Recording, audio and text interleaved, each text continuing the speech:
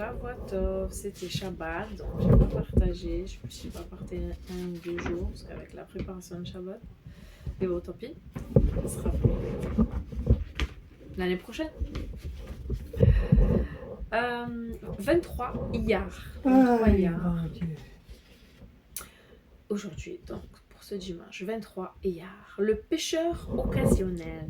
On n'a pas l'obligation de juger favorablement une personne connue pour transgresser occasionnellement une certaine interdiction. Si on la voit agir d'une façon qui indique qu'elle a commis cette faute, il est néanmoins méritoire d'essayer d'interpréter ses gestes de façon positive et de supposer qu'elle n'a, cette fois-ci, pas commis de faute. Il n'est alors pas nécessaire de la réprimander.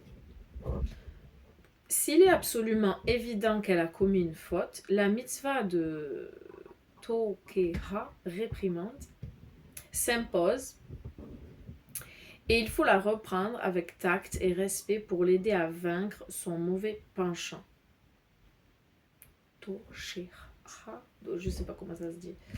Donc réprimande, je relis ma phrase. S'il est absolument évident qu'il a commis une faute, la mitzvah de réprimande s'impose et il faut la reprendre avec tact et respect pour l'aider à vaincre son mauvais penchant. Il est parfois plus efficace de faire cette réprimande par quelqu'un d'autre, par exemple un rav ou un ami proche.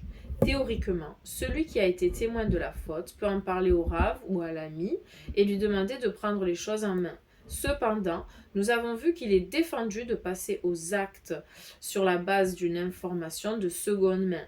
Le rav ou l'ami ne peuvent donc pas réprimander la personne en cause s'ils ne l'ont pas vu commettre la faute de leurs propres yeux.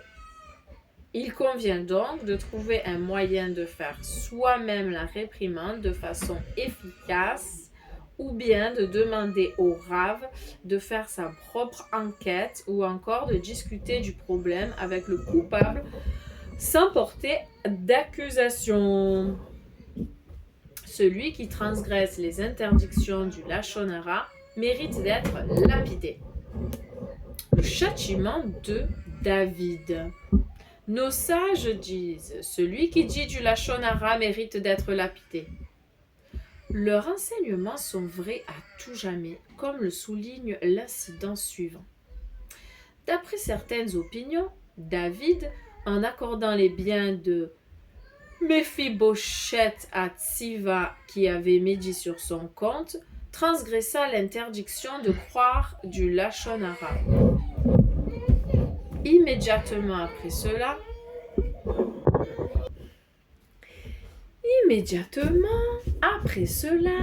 tandis qu'il s'enfuyait devant Absalom, David fut maudit et arrosé de pierres par Shimi ben Gera. C'est ce que souligne le mot et voici Shmuel qui introduisit ce second incident et marque son rapport avec le précédent. Dans 2 Samuel 16, verset 5. Cette juxtaposition sous-entend que celui qui transgresse les interdictions du Lachon Hara mérite d'être lapidé, comme le fut David qui s'était rendu coupable d'une faute de ce genre. Soit dit en passant, cet épisode souligne aussi la grandeur de David. Le texte indique en effet clairement que David ne savait pas encore qu'il avait commis une faute en écoutant les calomnies de Tsiva. Néanmoins, lorsque son général en chef voulut châtier Shimi, David s'interposa en disant « C'est Dieu qui lui a dit !» Inspiré de maudire. David, sans même connaître la nature de sa faute, affirmait que Dieu n'aurait pas laissé Shimi le lapider et le maudire s'il ne l'avait pas mérité. Enfin, pas très joli. À demain.